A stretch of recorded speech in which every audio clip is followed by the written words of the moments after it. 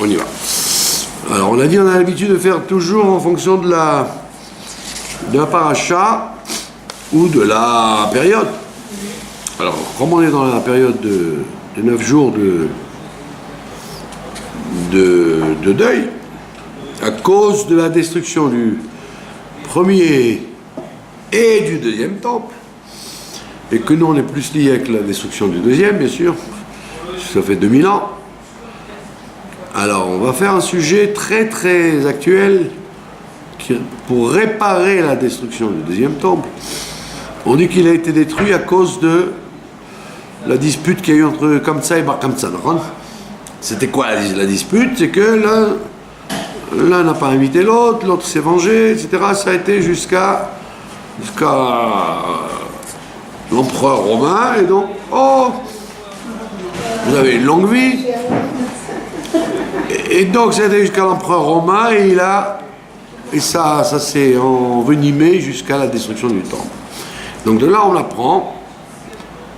Donc au lieu de faire des halakhot, si on peut se laver ou on peut manger du saucisson, voilà, avec le temps qu'il fait, c'est sûr que tout le monde se lave, même les plus rigoureux, parce que c'est une question de vie ou de mort. Donc ne restons pas dans les détails de ces halakhot qui sont... Chacun fait ce qui d'après son Shulchan Aruch. Il y avait quelqu'un, il m'a vu me doucher le Rosh Chodesh, parce qu'au mikvé où je vais, avant, il y a 35 ans, il fermait les douches. Donc bonsoir les odeurs. Après, ils ont ouvert des douches et c'était l'eau froide. Maintenant, ils laissent les douches et c'est de l'eau tiède. Et comme avec le temps qu'il fait, on n'a pas envie de l'eau chaude. Mais Kitso, moi, dès quand il fait chaud, de toute façon, sauf Kippour et Tisha B'Av, je me lave. Même si je devrais aller en enfer pour ça, on verra d'ici là. Mais Kitso, quelqu'un me dit, ah tu sais que depuis Rosh Chodesh, on se douche pas. Alors je dis, tu sais, quand il y a 3 juifs qui ont été assassinés vendredi soir, j'ai pas besoin de ça de la douche pour me rappeler qu'on est en deuil, qu'on est en galoute bien profonde. C'est pas parce que je vais me prendre un petit peu de douche que ça va me donner telle joie que je vais oublier la galoute et que je vais commencer à penser à m'assimiler. Il y a suffisamment de problèmes partout pour ne pas oublier qu'on est en galoute. Donc il faut revenir à l'essentiel, c'est-à-dire au halakhot qu'il faut réparer dans cette période particulièrement. Qu'est-ce qu'il faut réparer particulièrement? Là, les 2 grandes interdictions qui ont provoqué la destruction du temple, la vengeance et la rancune, l'otikom et l'otitor, puisque Kamsa et Bar Kamsa,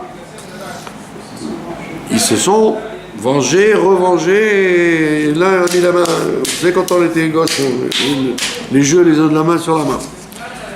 Et donc on te dit, on met l'accent sur la gravité et au lieu de mettre sur la gravité, on va mettre sur ce que les commentateurs ils donnent sur le bienfait de ne pas se venger et pas d'avoir de rancune. Pas sur la gravité de faire ça. Le bienfait qu'on a de ne pas le faire. Alors déjà on pose une question très connue. Comment se fait-il que le Rambam, le Shulchan Aruch, les commentateurs parlent très peu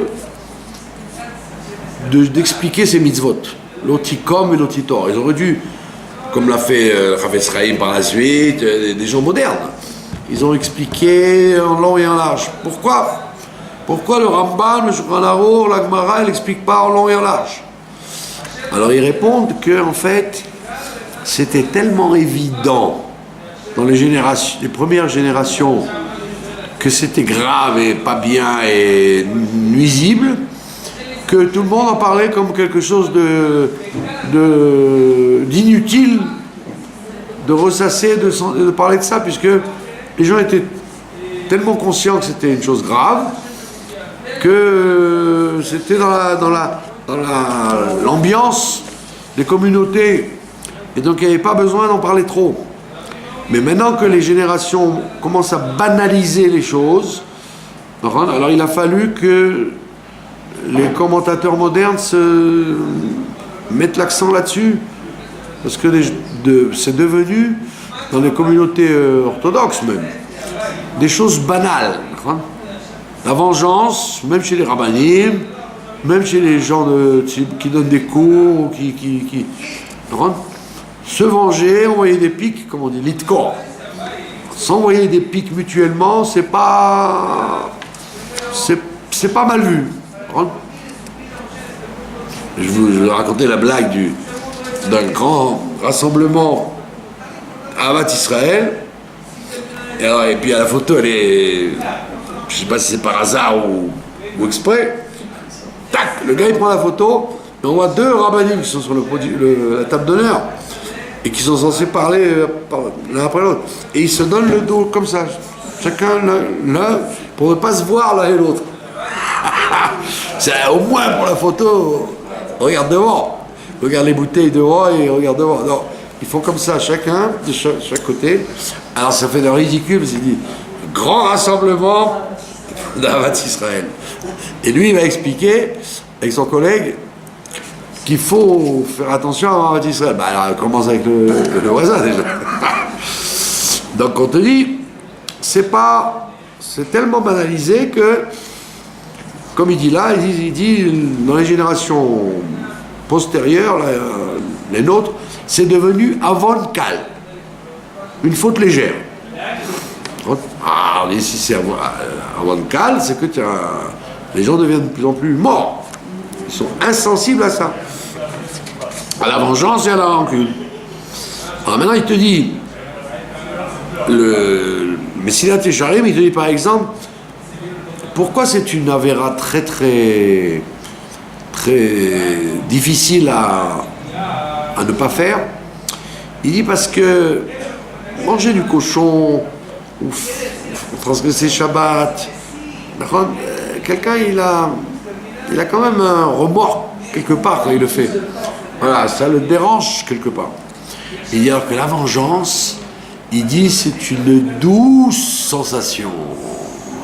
Et donc comme c'est une douce sensation de pouvoir renvoyer la balle, alors automatiquement c'est très dur de vouloir se travailler là-dessus, parce que tu te dis de me retenir, je me sens mal, j'endors pas la nuit, j'attends comme un plat qui se mange froid, et quand je rencontre la personne et je peux lui envoyer, je me sens bien. Alors que si tu avais mangé pas caché, ou tu avais fait une autre transgression, quelque part tu te sens pas bien avec toi-même. Alors là, il dit voilà le danger, c'est que ce sont deux avérotes qu'on a du mal à digérer, et quand on les renvoie, on a un sentiment de libération. Et il dit c'est ça la difficulté de faire tchouva sur cette mauvaise mida. En même temps, c'est très subjectif parce qu'on se dit je ne suis pas venger, c'est normal. Voilà. Et en plus, voilà, en plus on ne considère pas qu'on a appliqué l'oticom et l'otitor. Pardon? C'est la vérité, quoi. Ouais, c'est comme les gens qui disent, je dis pas la shonara, c'est la vérité. D'accord? Donc c'est dans le même degré de rajouter sur la gravité, parce que tu es content, tu t'en vas en libérer ton sac, tu as vidé ton sac.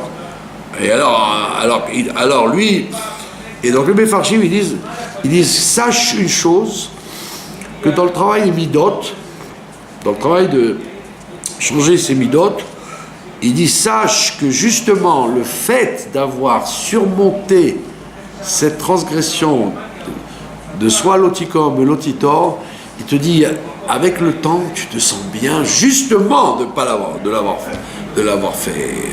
Pas comme tu croyais, je vais garder ça toute ma vie, je vais être frustré. Il dit au contraire, quand tu réfléchis, tu dis oh là là, tu te rends compte, j'ai réussi à pas me venger, à pas avoir de rancune. Il dit, ce plaisir que tu auras, il est bien plus fort que le plaisir momentané que tu as de te venger, d'avoir rancune. Et il dit, il y a même il y a un midrash très connu, un midrash halakha qui dit, à propos de celui qui a des gens qui ont un âne qui marche, et puis les deux ânes, ils sont en train de perdre le poids. Alors on te dit, le midrash te dit, si tu as un ami, tu l'aimes bien, et son paquet va tomber de l'âne, et puis il y a quelqu'un que tu n'aimes pas du tout, et son paquet aussi est en train de tomber de l'âne, il te dit, laisse tomber ton ami, va chez ton ennemi. Fais exprès, montrer que tu n'as pas que tu veux travailler tes midotes, de lui rendre service à lui plus qu'à l'autre. On va pas te dire, il fallait faire les deux. Non, fais celui-là, c'est pas grave, il se débrouillera. Celui-là, on t'attend sur celui-là, celui que tu n'aimes pas. Et il dit donc, le vrai travail de l'otikor, de l'otitor, c'est justement de se faire violence. Faire violence. Tu as deux personnes qui veulent te prêter 100 shekels, il y en a un que tu peux pas voir, il t'énerve ou justifié ou pas justifié. Et celui que tu aimes bien, eh ben, tu dois pas dire 50-50. Tu dois donner les 100 à celui que tu n'aimes pas. Tu dois faire violence en lui donnant lui prêtant à lui l'argent et pas à l'autre. Et la même chose pour les cadeaux, la même chose pour les. Par contre, moi je m'occupe d'une communauté, d'accord? Alors il y a plus qu'une personne qui m'exaspère et a raison. Et pourtant je fais un pass sur ma sympathie ou mon antipathie vis-à-vis de X et Y. Il ne faut pas que ça transpire. Donc c'est un travail au quotidien, 24 heures sur 24. Les gens ils me disent, mais pourquoi vous êtes fatigué? Je dis, parce que c'est fatigant. C'est très fatigant de travailler avec les êtres humains. Si j'étais dans un zoo à donner à manger aux lions, ce serait moins fatigant, parce que même si le lion il te fait d'accord? Donc tu dois dans la vie ne pas avoir tu dois tellement travailler sur la rancune et la vengeance que non seulement on ne doit pas le voir sur toi, mais on doit le voir sur toi que tu es à égalité totale avec tous les gens. Et il dit toujours le Messie J'arrive, il dit une chose extraordinaire, il dit, et pour quelle raison? Il dit, parce que les gens, qui est-ce qui tombe dans la faute de la vengeance et la rancune? Ce sont les gens petits. Quelqu'un qui est grand, il ne peut pas avoir de vengeance et de rancune pour des idioties. Pour lui, ce sont des idioties. Voilà, c'est comme un professeur ou une professeure qui va se mettre au niveau de l'enfant de 5 ans. L'enfant de 5 ans, il fait et la morale, il fait pas sérieux, tu dois, comme un président, comme un grand rave, comme un roi, être au-dessus de tout ça. Donc tu dois considérer que la vengeance et la rancune, c'est des choses pour les gens petits.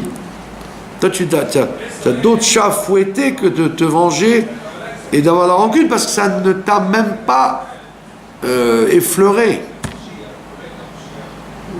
Tu n'es pas entré en contact avec cette information. Ça t'a rien fait. Parce que si le premier stade, c'est comme on a dit, de se travailler pour ne pas se venger, et après tu sens un bien-être. Je suis content, j'ai pas réagi, je suis content, je me suis pas vengé, j'ai pas eu de rancune. Ça, c'est le premier stade. De te sentir bien, de ne pas l'avoir fait. Mais il dit plus que ça. Le niveau le plus haut, c'est quand il n'y a même pas lieu chez toi C'est même pas tu as retenu ça dans ton calepin en disant il faut que je me travaille là-dessus. Tu n'as même pas fait attention à ça. Et à tel point que tu dors bien la nuit. Parce que une des raisons pour lesquelles les gens dorment mal la nuit, c'est parce qu'on les a contrariés et ils se demandent comment ils doivent réagir. Est-ce que je lui réponds? Est-ce que je lui téléphone? Est-ce que je lui dis? Est-ce que je lui dis pas? Est-ce que quand je la vois, je vais lui taper dessus? Et ça, c'est la cause du manque de sommeil. Alors, tu as pris un calmant, un barbiturique ou une verveine pour t'endormir, alors que si tu avais fait ce travail-là, de même pas être mityaches, de même pas avoir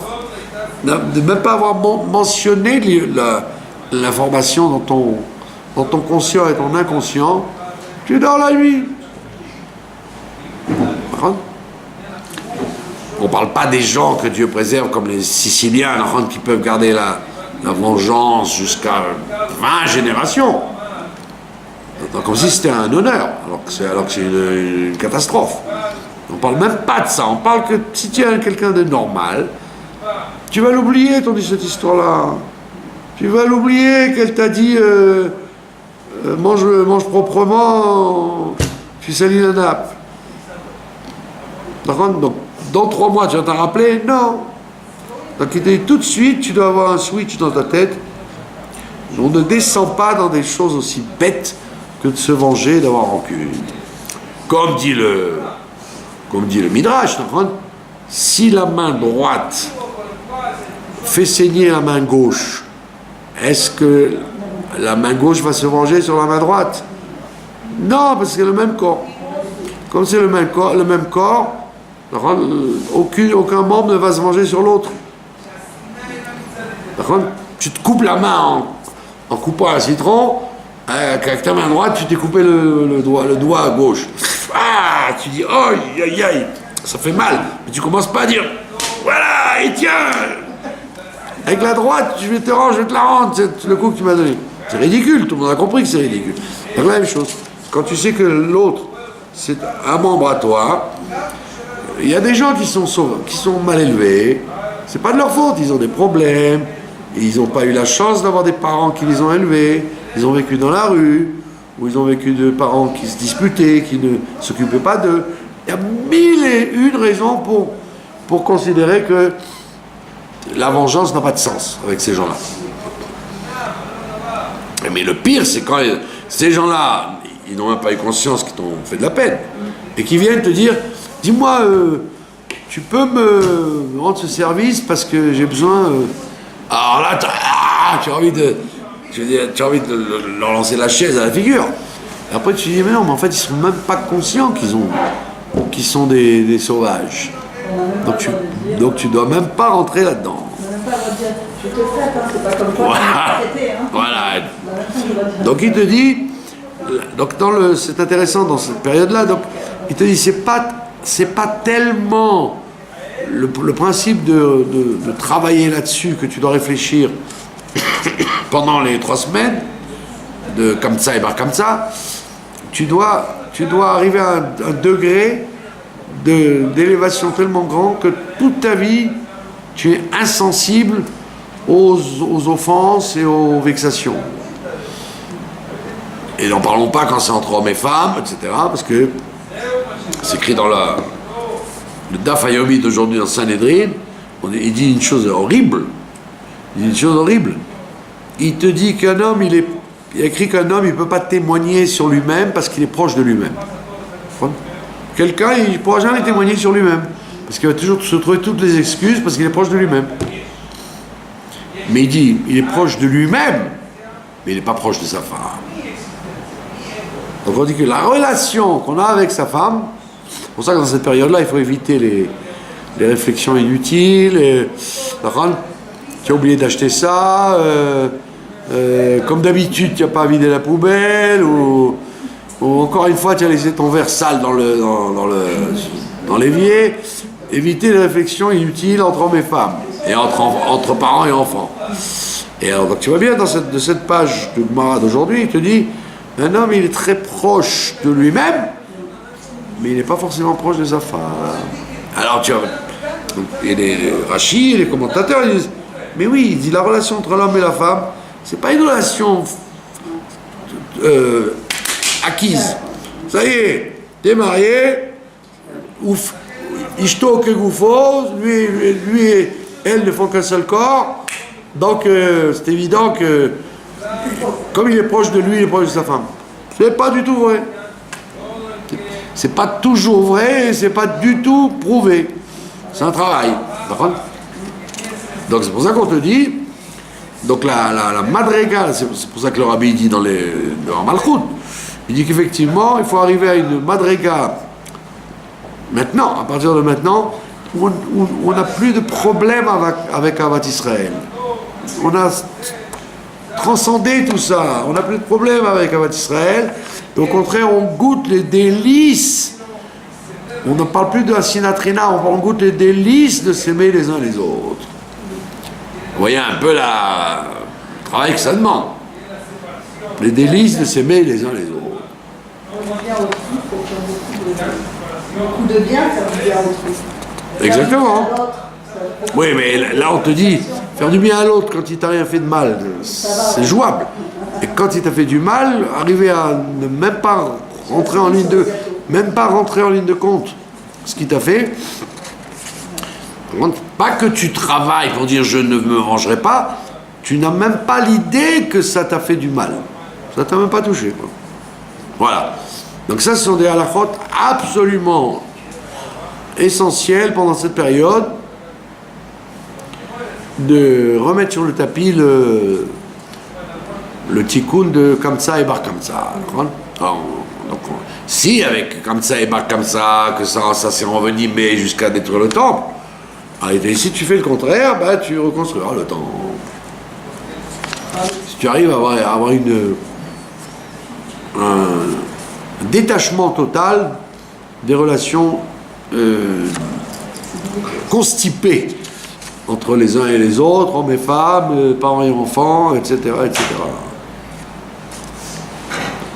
C'est une des réussites d'ailleurs dans le Shlom Bayit et dans le Chinour. Beaucoup des gens ils disent des fois pourquoi le Chinour des fois il manque, il est problématique. C'est pas parce que le papa et la maman ils ont pas fait bien les mitzvot devant les enfants, etc. C'est des fois qu'ils ont transmis une atmosphère de rancune avec les enfants. Parce que les parents, des fois, ils sont pas nets de ça. Un enfant, il s'est mal conduit, des fois, les parents peuvent lui ressortir ça des mois après. Alors l'enfant, il se dit qu'à ce point-là, c'est grave que j'ai jeté une savate sur ma sœur. Donc on te dit, même avec les enfants, il ne faut pas jouer il ne faut pas dire je vais leur montrer. Il faut montrer une atmosphère de grandeur. Et tout ceci nous relie à la paracha. Tout ceci nous relie à la paracha. La paracha de Dvarim, on la lit toujours avant Tisha B'Av. Les calendriers sont faits toujours pour que la paracha de Dvarim tombe avant Tisha B'Av. Et pourtant, on l'appelle la paracha des réprimandes. C'est la paracha où Moshe réprimande le Ham Israël. Parachat HaTochachot. D'accord? Maintenant, on te dit dans la Chassidoute, on te dit, le Rizal et la Chassidoute, elle reprend ça, qu'il y a 7 semaines après Tisha B'Av jusqu'à Rosh Hashanah, il y a 7 semaines qui correspondent au travail sur les midot. Mais il y a 3 parachiotes, il y a 3 semaines. Pourquoi on tombe sur 3 semaines? 3 semaines, on te dit que ça correspond à la réparation des mochin, chorma, binadat. Les 7 semaines d'après, c'est pour réparer les midot. Les 3 semaines dans lesquelles on est, c'est pour réparer les mochin. Et c'est pour ça qu'on parle dans la paracha des Keni, Knizi et Kadmoni. On te dit dans la Chassidoute qu'il y avait la terre des 7 peuples, Nani, Emori, Prizi, Girgashi, etc. Et il y a 3 peuples dont on a parlé une fois dans l'alliance d'Abraham, et on reparle une fois deux ici. On te dit le Kini, le Knisi, le Kadmoni. Et ça correspond au niveau territoire, les 7 peuples correspondent au travail des 7 milotes, et les 3 territoires qu'on aura quand Mashiach viendra, correspondent à la conquête des 3 Mochin. Parce que tout ce qui se passe dans le monde va se passer au niveau du temps, de l'espace et de l'être. Olam, Shana, Nefesh. Toujours le temps, l'espace et l'être. Donc la Torah te parle au niveau du territoire, la Chassidut elle te parle au niveau de l'homme, et le calendrier te dit que ça se passe au niveau du temps. Maintenant, qu'est-ce que ça veut dire réparer l'intellect pendant ces 3 semaines? Ça veut dire quoi, réparer l'intellect? On dit bien dans la Chassidut que l'intellect ne se réparera qu'après Mashiach, quand on aura les 3 territoires. Donc, de quoi ça a l'air maintenant de réparer? Réparer quoi? On n'est pas au niveau de l'intellect, on est au niveau... Toute notre vie est au niveau des sentiments. Ne te mange pas, donc toute notre vie, toute la Torah, tout notre comportement dépend des sentiments, pas de l'intellect. Que vient faire l'intellect, Pitom, entre les 3 semaines?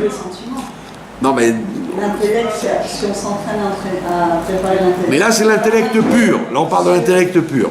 Oui, mais vous parlez de l'intellect... Si on s'entraîne à penser, à le savoir et tout ça, plus on sait, plus on apprend, plus on arrive à contrôler ses émotions. C'est vrai ce que vous dites, mais en vérité, on vous dit même l'intellect dont on se sert pendant la galoute, c'est l'intellect des sentiments. Voilà.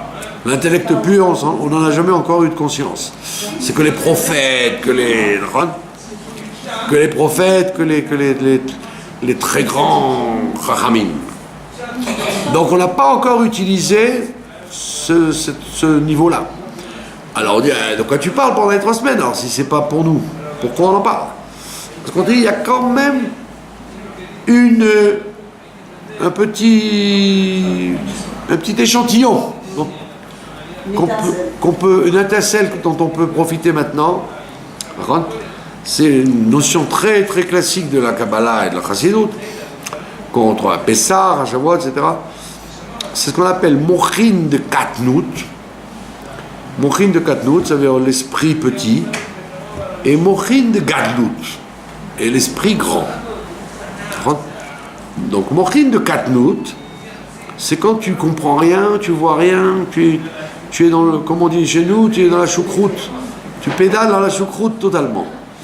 Ça, c'est notre situation avant la sortie d'Égypte. Et donc, dans la galoute, on est en général comme ça, Mochin de Katnout. Et alors que Mochin de Gadlut, ça se traduit, non pas de façon messianique et grandiose, mais en échantillon.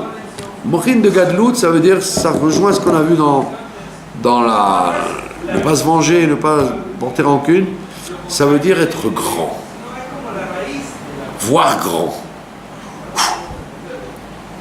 être, quand on te rencontre, on respire, on dit, j'ai rencontré cette personne, ouf, elle m'a donné un nouveau souffle, un bol d'air. Ouais. Ça veut dire que si quelqu'un vit dans Katnout, il vit dans la petitesse, dans la petitesse de ses relations avec les gens, dans sa vie, dans ses idées, dans ses prévisions, dans sa vision des choses. Quand il est dans Katnout, alors il est soumis à la galoute. La galoute a une emprise sur lui tout le temps. Il fait de tout un drame, il est médacdec dans chaque chose, il est pointilleux. Alors que vivre dans Gadlut, ça ne veut pas dire se moquer de tout. Non, ça veut dire voir à long terme et voir avec espoir et voir les choses en blanc et pas en noir. C'est Mochin de Gadlut et Mochin de Katnout. Donc quand on dit c'est vrai que ce sont des notions très profondes, que très souvent on n'arrive pas à comprendre dans les livres de Kabbalah et de Chassidut. Mais dans la vie de chacun, ça peut se faire. Ça doit se faire. Et c'est pour ça que tout à l'heure on a relié ça avec la vengeance et la rancune. Quand tu es dans Katnout, quand tu es dans ton petit monde à toi, alors évidemment tu dis, elle m'a fait ça, ils m'ont fait ça, je vais leur rendre ça, ta ta ta ta ta ta. Tu vis dans un monde extrêmement limité. C'est pour ça qu'on appelle ça Bein HaMetzarim. Tu vis dans l'étroitesse. Mais tu vis dans l'étroitesse parce que c'est toi qui t'y mets. Puisqu'on te dit ces 3 semaines, elles sont là au contraire pour t'élever au-dessus de cette étroitesse liée à la destruction du temps. Ne prends pas la photo en disant « Ah ben c'est comme ça, c'est les 3 semaines, donc on est dans l'étroitesse. » Non, tu dois sortir de là. Tu n'as pas le droit de rester là-dedans. Tu as une injection qu'on t'amène de Chorma Bina Da'at qui touche donc ton âme, que tu le veuilles ou non, puisqu'on est dans les 3 semaines. Et comme tu vis d'après le calendrier, tu ne peux pas échapper. Tu es le 4 Av, tu ne peux rien faire. Tu es dans le 4 Av. Que tu sois en France, en Espagne, à Jérusalem, en prison ou libre, tu es le 4 Av. Donc tu es dans les 3 semaines où l'étroitesse doit faire appel à Mochin de Gadlout, avoir un esprit grandiose, un esprit de grandeur. Et ça, c'est la clé de tous les problèmes. Quand tu as Mochin de Gadlout, ça va se traduire dans ta vie de tous les jours avec comme tu ouvres tes kelim. Tu ouvres tes kelim dans tous les domaines de ta réflexion. Alors on t'ouvre les kelim aussi dans ta vie. Tu vas toi-même rencontrer des gens qui vont être dans Mochin de Gadlout. Au lieu de rencontrer des gens qui vont dire tu as vu ce qu'il a fait, tu as vu ce qu'il a dit, hein? Il dit, toi tu dis, oh là là, j'ai que ça à faire de m'arrêter dans la rue pour écouter les lachonara de celui-là sur celle-là. Alors si tu es dans Mochin de Gadlout, quelqu'un va t'arrêter, va te dire, vous vous rendez compte? Qu'est-ce qu'il y a écrit dans Ishayahu? Que le loup va habiter avec l'agneau, nanana. Comme tu es toi, et tu vas rencontrer des gens qui vont te parler comme ça. Quelqu'un il m'a arrêté ce matin. Alors je me suis dit, oh là là, pourvu qu'il me prenne pas la tête, il me fait Chorma Bina Vedat. Alors j'ai dit, quel ata tzodek. Il me dit, Katou Vedat. J'ai dit, t'as tzodek. Alors il me dit, c'est lama Vedat. Alors j'ai dit, allez, Makshiv. Il me dit, Gematria Keter. Keter, Anachnu be Keter. Mashiach Yavo. Alors j'ai dit, amen, amen, amen. Je suis content, il m'a arrêté pour me dire quelque chose d'intelligent. Pas parler de lachonara ou de bêtises. D'accord? Donc ça veut dire, si toi tu es comme ça, tu sécrètes cette chose-là. Et c'est ce qu'on te dit, donc dans les 3 semaines, c'est pas une période où on doit rester dans l'affliction. On se libère du fait le fait de ne pas manger de viande, de ne pas boire de vin, de ne pas avoir des joies superficielles, des mariages, la musique, toutes les choses qui te limitent, on te les enlève. Alors tu vas dire, bah là, donc ça veut dire que je suis encore plus en deuil. Je dis non, au contraire, c'est pour te sortir tes limites habituelles. Tu changes de menu, tu changes de mode de vie, c'est pour rentrer dans Mochin de Gadlout, justement, c'est pas pour rester enfoncé dans les Mochin de Katnout. Et on met l'accent sur Mochin.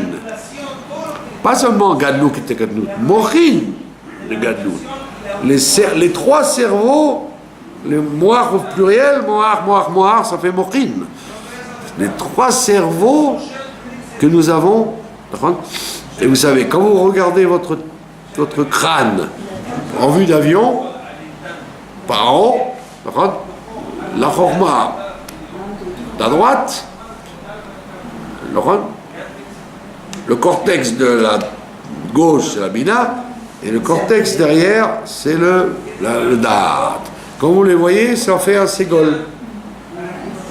fait 3 points comme ça, vu par le haut.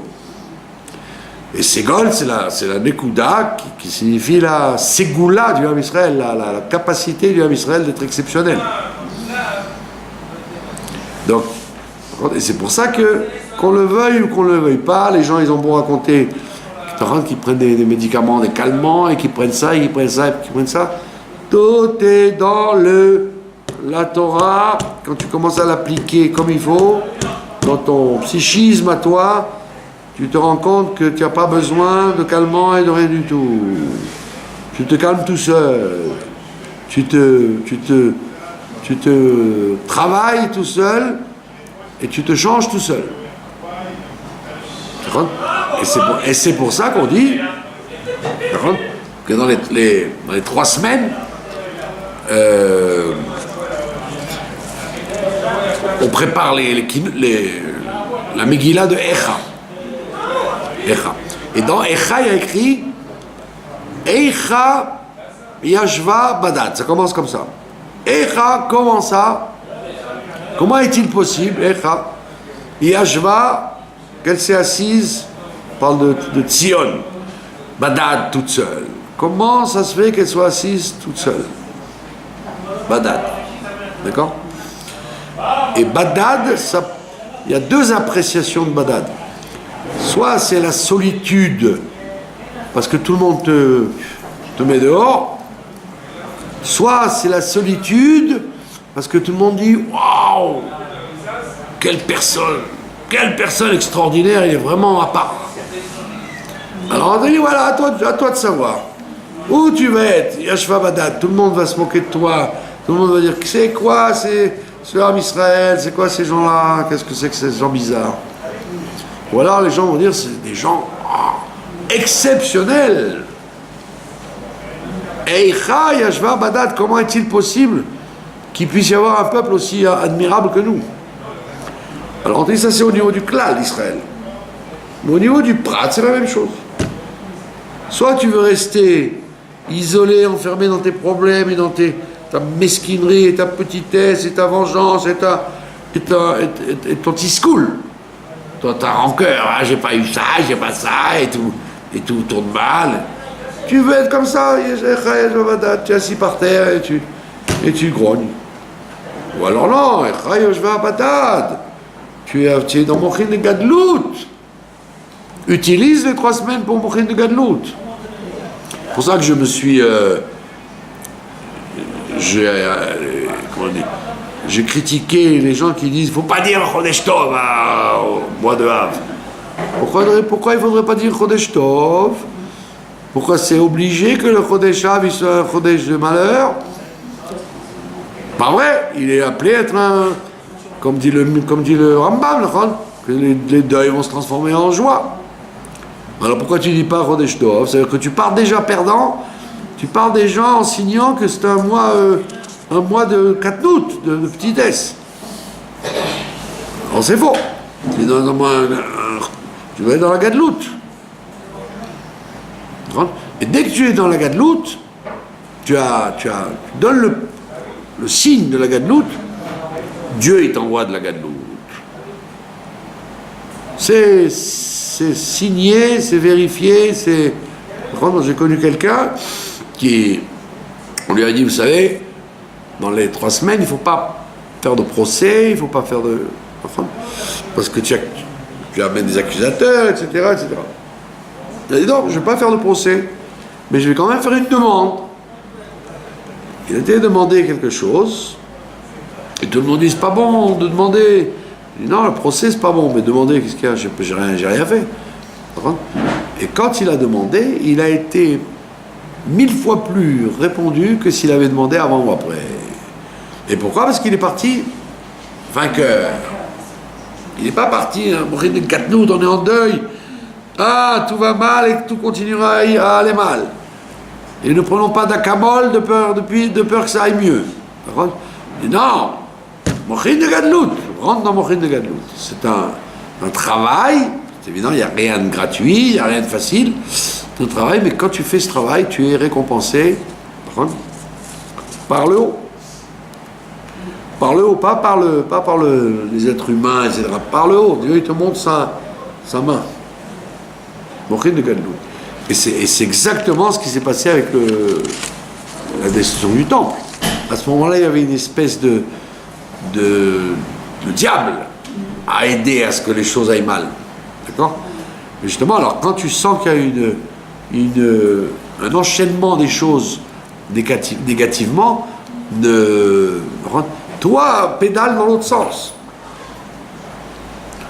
Pédale dans l'autre sens. Empêche que les forces du mal fonctionnent dans cet ordre-là. Pédale dans l'autre sens, c'est-à-dire rajoute justement dans les choses positives. Alors à ce moment-là, le diable lui-même, il se décourage, il dit oh bon, il n'y a rien à faire avec ces gens-là. J'essaye de les casser et je n'y arrive pas. Et donc ça amène la bracha. Voilà, vous voyez pourquoi la halakha donc que j'ai choisi, pas se venger, pas de rancœur, de rancune, elle a un juste rapport avec la période dans laquelle on vit de Mochin de Gadlut. D'accord? Parce que le Bet Hamikdash Ashlishi, on a dit le Bet Hamikdash Ashlishi, il est lié justement avec notre période à nous. Ce qu'on attend, c'est celui qu'on attend, le troisième. Et alors on te dit le Bet Hamikdash Ashlishi, il est justement lié avec le Ségol. C'est le chiffre 3. Le chiffre de la Ségoula. Et on te dit que le chiffre 3, c'est le chiffre le plus difficile à gérer.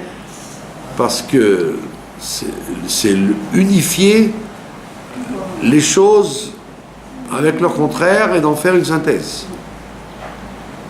C'est toute la problématique du Ham Israël depuis qu'il est né. Vouloir n'être que gentil ou que dur, c'est pas difficile. Les anges font ça. Les anges, ils sont à droite ou à gauche. Donc on te dit, il faut être à droite et à gauche et au centre. Être Am Ségoula, par contre, et Am Ségoula, c'est ça, Mochin de Gadlut. C'est-à-dire quand tu es grand, par contre, pas démagogue, pas mégalomane. T'as pas dit d'être mégalomane. Alors, il a dit, il faut être grand. Je vais acheter un appartement à 4 millions de shekels, bien que je n'ai même pas de quoi payer la macolette. Non, t'as pas dit d'être mégalomane. On t'a dit de voir en grand tes relations avec les gens et ne pas dire quelque chose d'impossible.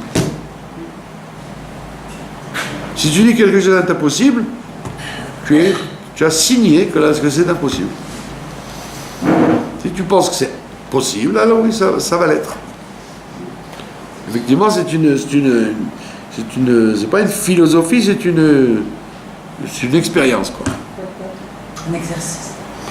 Pardon? Un exercice. Et c'est un exercice qu'on nous demande quotidiennement de travailler sur Mochin de Gadlut. C'est pour ça qu'il ne faut pas être du tout impressionné en disant ah, les 3 semaines, c'est des semaines difficiles, c'est des semaines terribles, etc. Si tu les définis comme ça, alors évidemment, elles vont être comme ça. Il y a une différence entre la simcha, la joie, et le délice. La joie, c'est quelque chose de limité. Alors, c'est pour ça que pendant les 3 semaines, on voudrait que tu arrives au délice. Donc, t'occupe pas des petites choses, des petites joies.